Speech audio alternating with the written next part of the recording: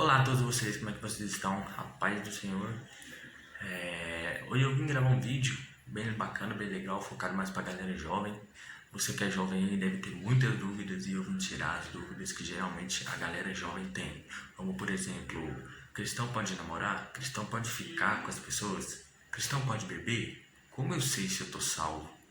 Então a gente geralmente tem essas dúvidas, e não só as galera jovens, às vezes as pessoas que têm mais tempo de convertido também têm essa dúvida e eu vim tirar a dúvida de vocês de acordo com a Bíblia, né? Então, vamos lá. A primeira pergunta que todos fazem, né?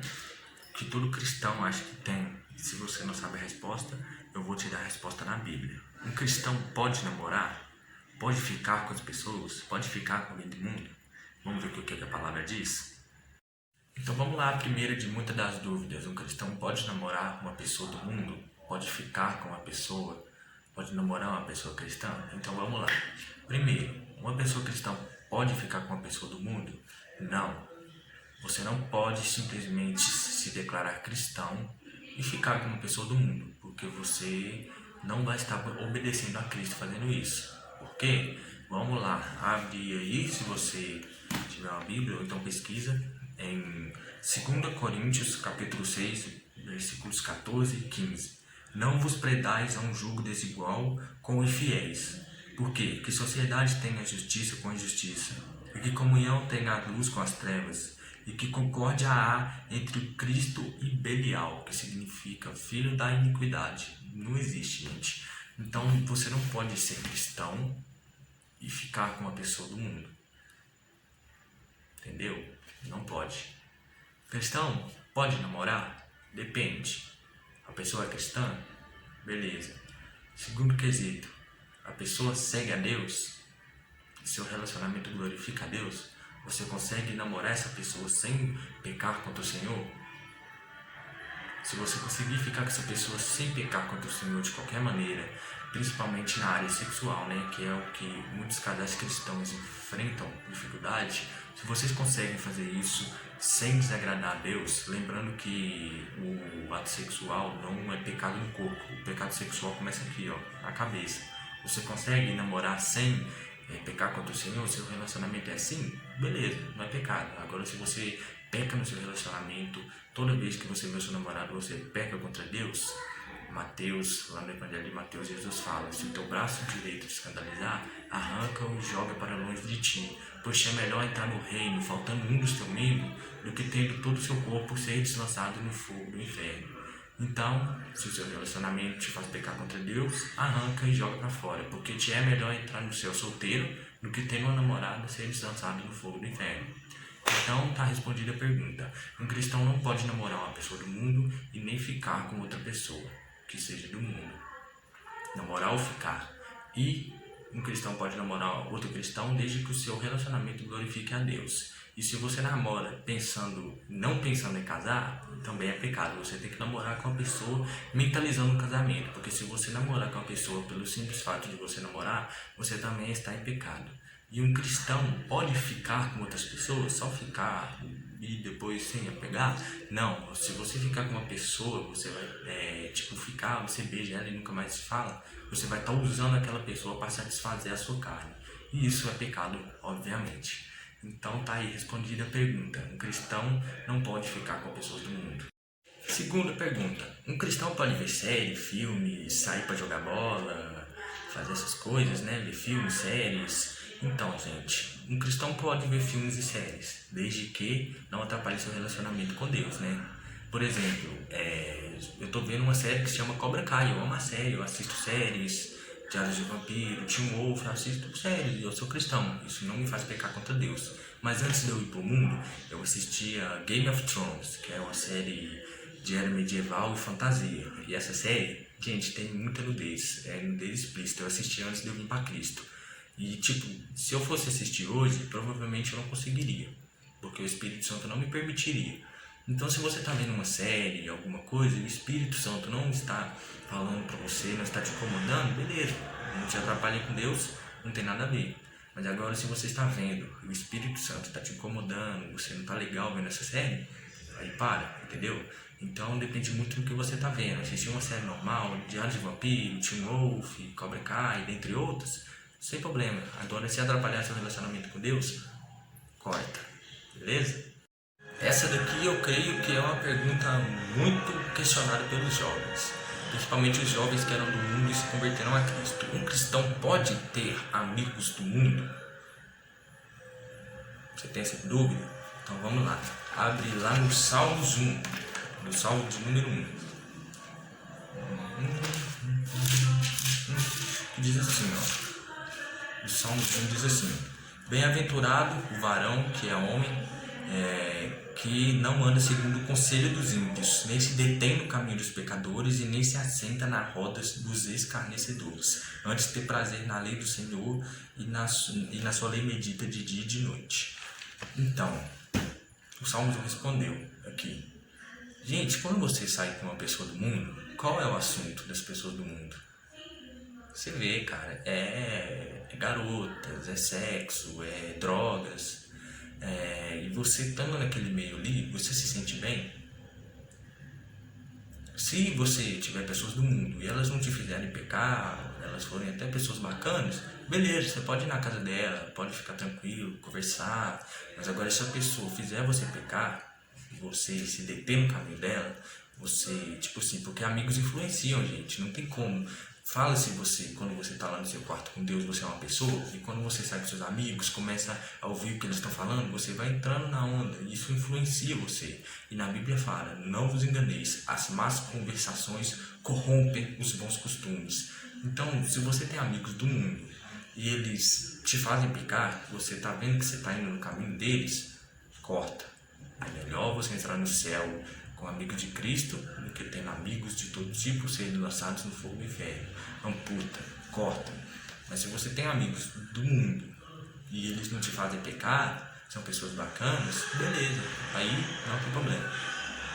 O problema é você se deter no pecado com essas pessoas. E agora a pergunta que não quer calar: como saber se eu estou salvo?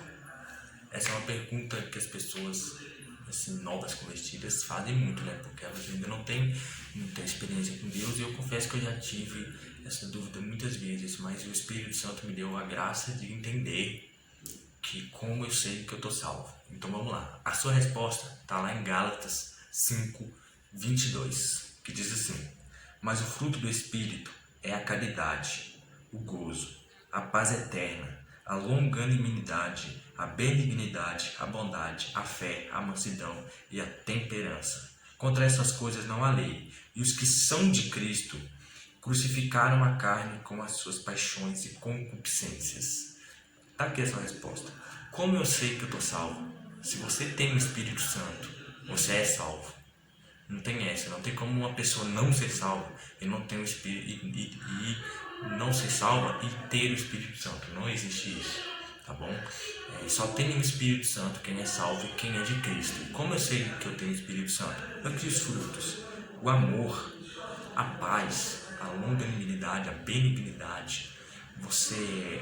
Um dos principais sintomas, né? Vamos dizer sintomas de quem tem o Espírito Santo é a vontade de viver para Deus. Quando você vai para a igreja, você se sente bem ali, você olha para os seus irmãos e sente uma felicidade, como assim: eu quero estar nesse lugar todos os dias da minha vida. Você sente isso? Quando você lê a Bíblia, você entende a Bíblia e tem mais vontade de ler a cada dia. Quem tem o Espírito Santo entende a Bíblia. Quem tem o Espírito Santo ama a igreja, ama estar no meio ali. Você não vai ali forçado, você vai ali porque você ama. Quem tem o Espírito Santo é convencido do pecado. Quando você peca, você só peca e fala assim: ah, Deus, me perdoa. Ou quando você peca, o pecado dói em você. Dói tanto que às vezes você até chora quando você peca, porque você sabe que você desagradou a Deus. Quem tem o Espírito Santo passa por isso. O Espírito Santo faz com que a gente sinta o pecado e que o pecado doa na gente. Se você tem prazer no pecado e peca deliberadamente e não se arrepende e não sente dor pelo pecado, eu sinto muito, o Espírito Santo não habita em você. Mas se você peca e o pecado dói em você, se você peca e aquilo te faz querer chorar de tanta tristeza quando você erra, pode saber que o Espírito Santo está agindo em você. Então, como eu sei se eu estou salvo? O Espírito Santo é a chave dessa resposta. Se você tem o Espírito Santo, você sabe, porque ele convence você que você está salvo. Por exemplo, antes de eu ir para Cristo, quando as pessoas falavam inferno, eu ficava, nossa, o coração disparava, tum, tum, tum, tum. E eu falava, nossa, eu acho que eu vou para o inferno se eu morrer. Mas hoje, quando as pessoas falam inferno para mim, meu coração não acelera mais. Parece que o Espírito Santo me fala, eu não preciso ter medo, porque ele habita em mim. E ele é o meu penhor, e eu sei que graças a ele eu estou salvo. Então, está respondida a sua pergunta. Se você tem o Espírito Santo, você sabe que você tem. Se você não tem, você não está salvo. Então vamos lá para outra dúvida que alguns cristãos têm dúvida. E que é uma pergunta muito polêmica, por causa dos religiosos que difamam esse assunto, que é a bebida. Um cristão pode ou não beber? A resposta está na Bíblia. Vamos lá em 1 Coríntios, capítulo 11, que fala sobre a ceia do Senhor. Que fala assim, porque comendo cada um, toma antecipadamente a sua própria ceia, e assim um tem fome e outro se embriaga. Ou seja, tem gente que come demais na ceia e outros ficam com fome, e tem outros que bebem muito vinho da ceia, porque a ceia do Senhor é comida e vinho, e alguns tomam muito vinho e se embriagam. Tá aqui a resposta. Se está na ceia do Senhor, tem vinho e as pessoas se embriagam, não é um suco de uva, é vinho alcoólico. E se está na ceia do Senhor e está na Bíblia, que é inspirada pelo Divino Espírito Santo, que foi Paulo que escreveu, inspirado pelo Deus, e se está na Santa Ceia do Senhor, a resposta está aqui. Beber não é pecado. Mas espera aí, você não vai sair bebendo uma vodka, um combo com os amigos. Não existe isso.